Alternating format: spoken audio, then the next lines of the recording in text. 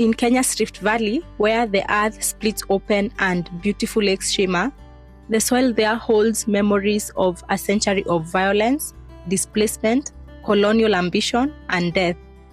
And one of the witnesses to these unfortunate events is the sprawling estate of Soisambu.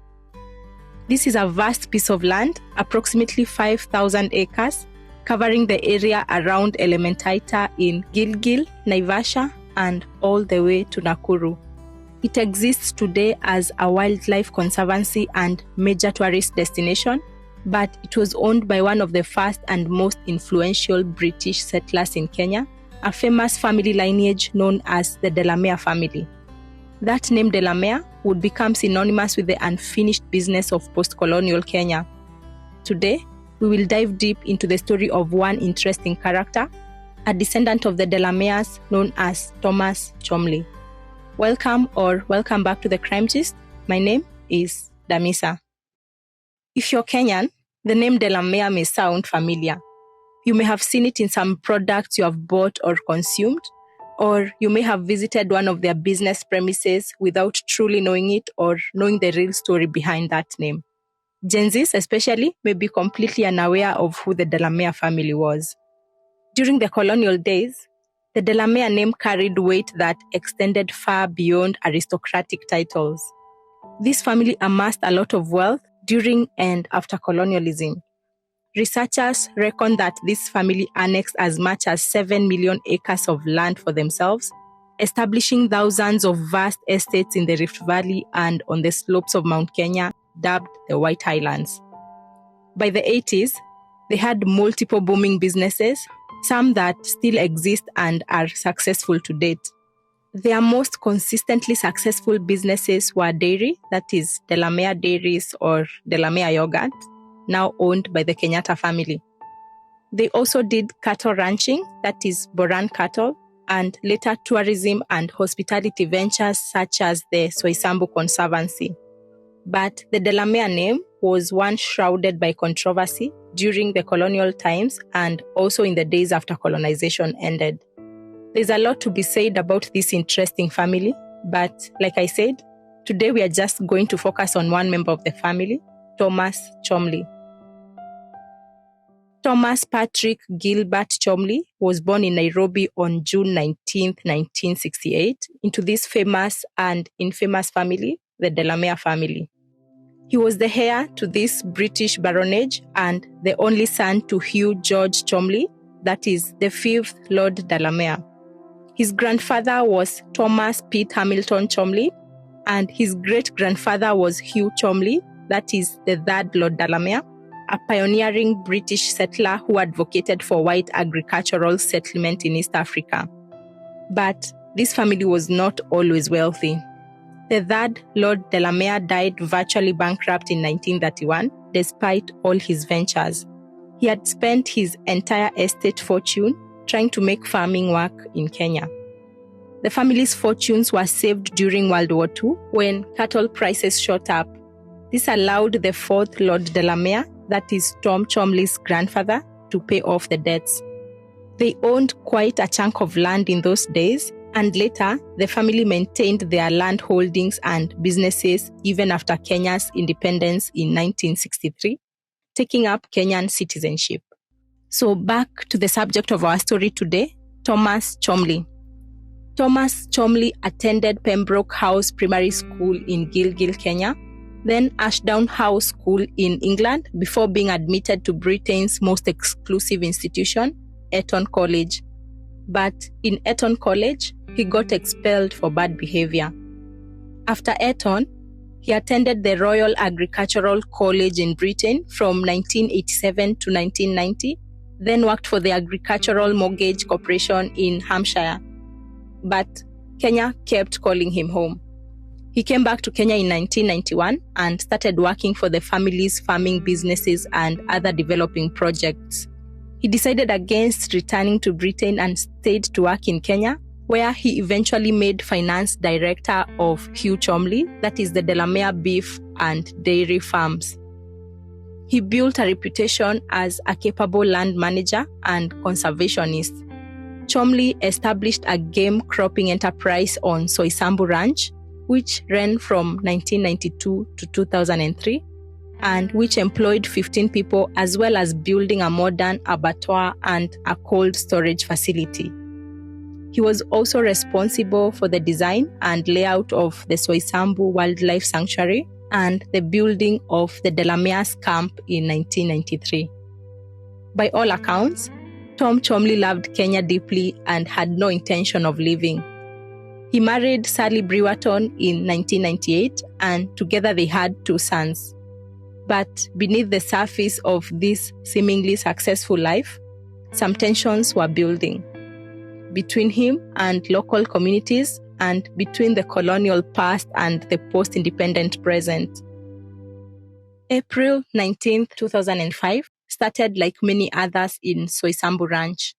Then, Thomas Cholmondeley received an urgent summon from his employees at the slaughterhouse.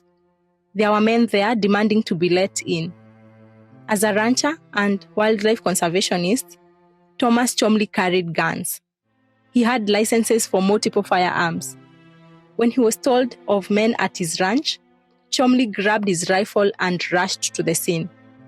What happened next would be disputed for years to come. But the undeniable fact was this: he shot dead a game ranger who was working for the Kenya Wildlife Service, known as Samson Ole Sisina. Sisina and his colleagues had raided the farm following reports that the management of the ranch processed game meat. They were in plain clothes conducting an undercover operation. Cholmondeley later admitted to the shooting, but claimed he had no idea they were rangers from the Kenya Wildlife Service, or KWS. He said that to him they looked like armed robbers threatening his staff, as they were in plain clothes and had not identified themselves. This case ignited fury across Kenya. It led to countrywide demonstrations with leaders calling for a boycott of his livestock products. The Maasai community, from which Ole Sisina came, were especially furious. To them, this was yet another example of white settlers treating African lives as disposable and acting with impunity on land that had been stolen from their ancestors generations ago. Cholmondeley was arrested and charged with murder. The nation watched, waited, and expected justice. But what came next shocked everyone. The then Attorney General Amos Wako discontinued the case by issuing a prosecutorial termination. This decision was widely criticized by Kenyan media, with many claiming that he walked free due to the influence of class and position.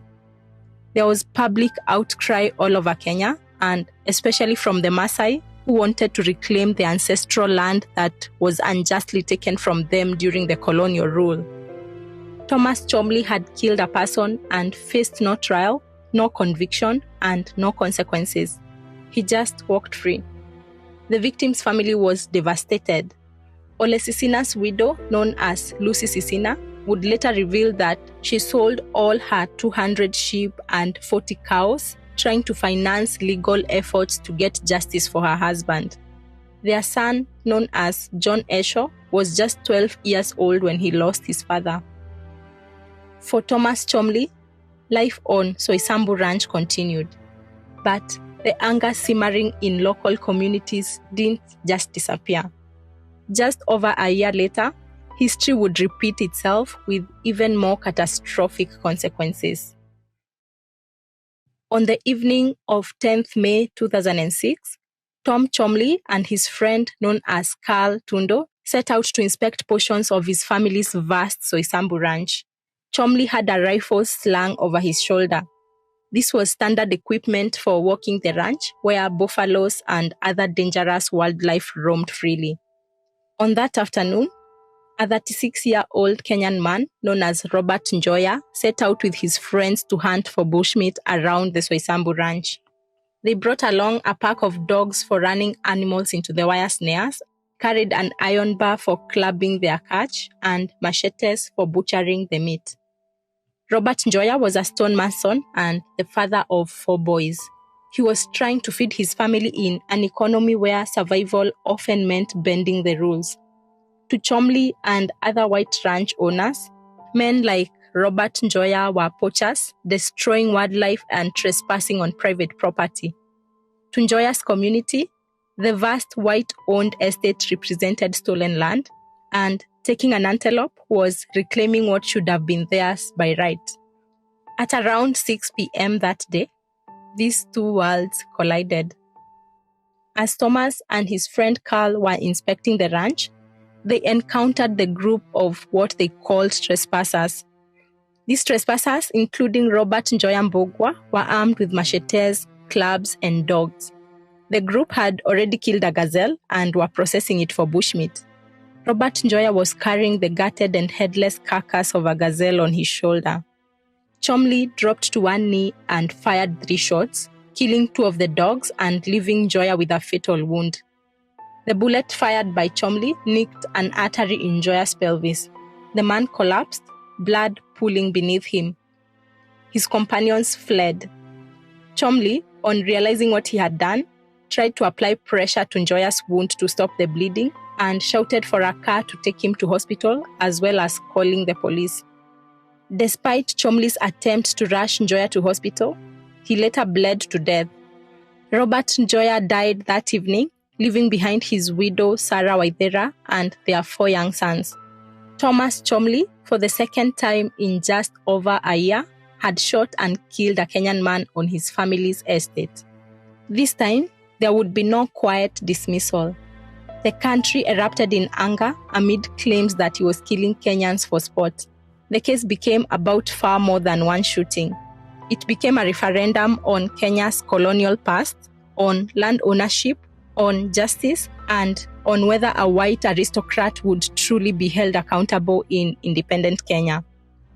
William Ole Ntimama, a former MP and cabinet minister, said that the Delameres had always treated Kenyans with contempt. He was quoted saying, "They stole our land in the first place, and now they think that we are part of the wildlife." Politicians proposed stripping the Delamere family of Soisambu and distributing the land to poor farmers. This controversy forced the Delameres to lease sections of the ranch to Brookside and move some of their stock to Nakuru.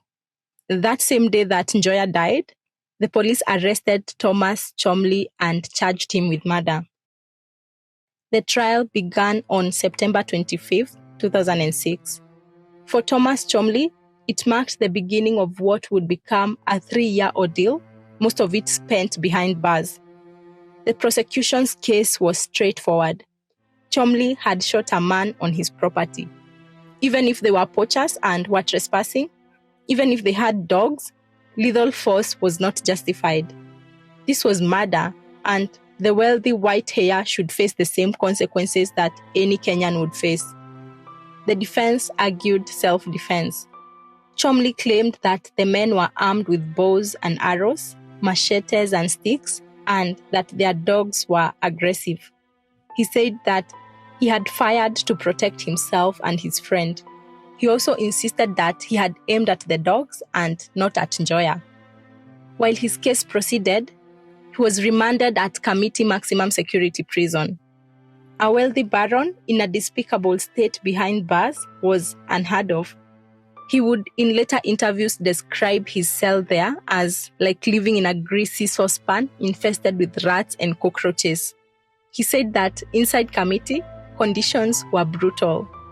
He recounted to one journalist, quote unquote, "I can tell you great stories like the day we killed 22 rats in half an hour and we all went around with broom handles like game hunters." But even behind bars, Thomas Cholmondeley was resilient. He got out of bed, did a little exercise, some yoga, and also kept a diary hoping to publish it someday. He even worked to improve the prison's erratic water supply. His parents, Lord and Lady Delamere, attended all his court proceedings, stress visible on their aging faces. His mother even developed shingles from the anxiety. But the trial dragged on with endless delays. Some suspected that the prosecution was deliberately stalling. Finally, 3 years later, on May 7, 2009, Judge Muga Apondi delivered his ruling before a packed courtroom.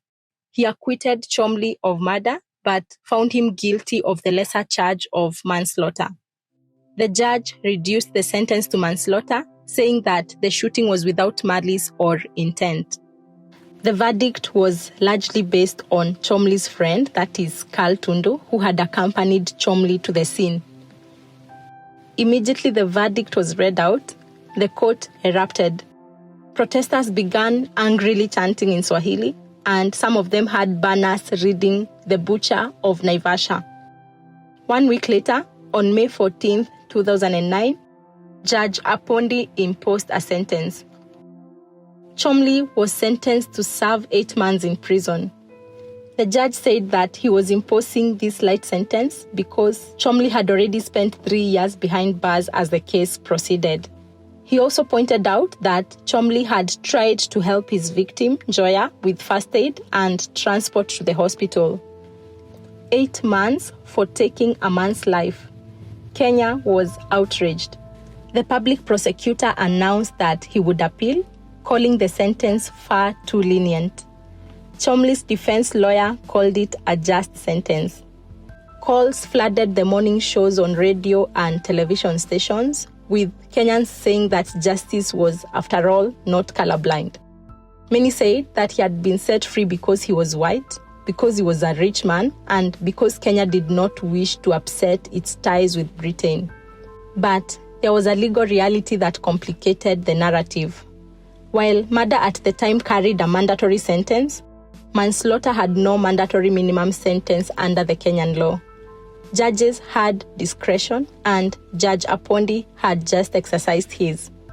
Still, the case stood in stark contrast to history. In 1960, Peter Harold became the first and only white man hanged in Kenya for murdering a black Kenyan, that is his house servant, when he shot him dead with his pistol. That is a story for another day. But that was 1960. This here was 2009 in independent Kenya, where Cholmondeley was sentenced to just 8 months behind bars. To make things worse, Cholmondeley was released early for what they called good behavior after serving just 5 months of his 8-month sentence. Specifically, on October 23, 2009, he walked out of Kamiti Maximum Security Prison. The release sparked another wave of protests. Activists demanded boycotts of Delamere products. And again, radio call-in shows were flooded with angry Kenyans. The wounds of colonial oppression, barely healed, were torn open once again. But even for Thomas Cholmondeley, freedom came with its own burdens. He had spent 3 years, 4 months, and 13 days in prison. A few months after his release, he was divorced from his wife, Sally Brewerton, though he maintained a relationship with his 2 sons, Hugh and Henry. He then went on to date another lady known as Sally Dumesh, who later became his fiancée. After his release, Thomas Cholmondeley largely withdrew from public life, returning to Soisambu Ranch to manage the family business. He kept busy implementing his innovative ideas on Soisambu. He did irrigation farming, wildlife conservancy, and ecotourism, which all turned out successful. But the past wouldn't let him go. The Sisina family had not received justice or compensation for Samson Ole Sisina's death. His widow, Lucy Sisina, continued to struggle financially. Their son, John, grew up without a father. They seemed to have been forgotten. But the Maasai leaders were still infuriated. Some years later, these Maasai elders conducted a ritual at the graveside of the late Samson Ole Sisina, cursing his killers. According to the family's spokesman, this ritual was serious, traditional, and the results would manifest. In 2014, Thomas Cholmondeley injured his hip during his expeditions on the ranch. For 2 years, he was limping and seeking medical treatment in both the UK and Kenya. Finally, a doctor referred him to an expert in Kenya who could perform the necessary surgery. On Tuesday, August 16, 2016, Cholmondeley checked into MP Shah Hospital in Nairobi for a hip replacement operation. This should have been routine. He was only 48 years old, tall and strong despite his injury. The next day, August 17, 2016, he was wheeled into the operation theatre, but he died from cardiac arrest shortly after 2:15 p.m. The doctors tried to resuscitate him for over 3 hours after the operation, but Thomas Patrick Gilbert Cholmondeley was gone. The news of his death spread quickly through Kenya. For the Sisina family, it seemed like validation of the curse. The family claimed that unless their demands were met, the Delamere family would be facing calamity upon another as the curses proclaimed would continue manifesting. They also threatened to disrupt Cholmondeley's burial until the Delamere family compensated them. And therefore, Cholmondeley's father, Lord Delamere, took the decision to settle the matter with the Sisina family to keep that period of his son's past from casting a shadow over his burial.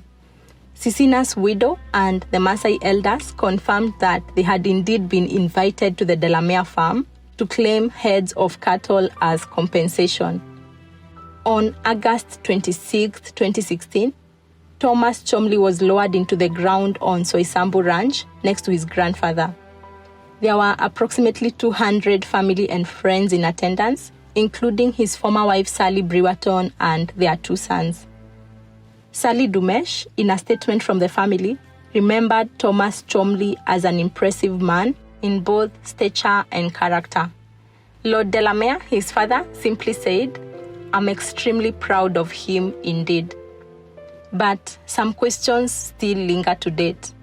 Was Thomas Cholmondeley a racist killer as many Kenyans believed?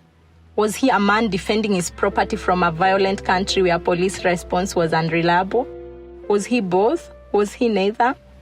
According to some, Cholmondeley loved Kenya and chose to make it his home.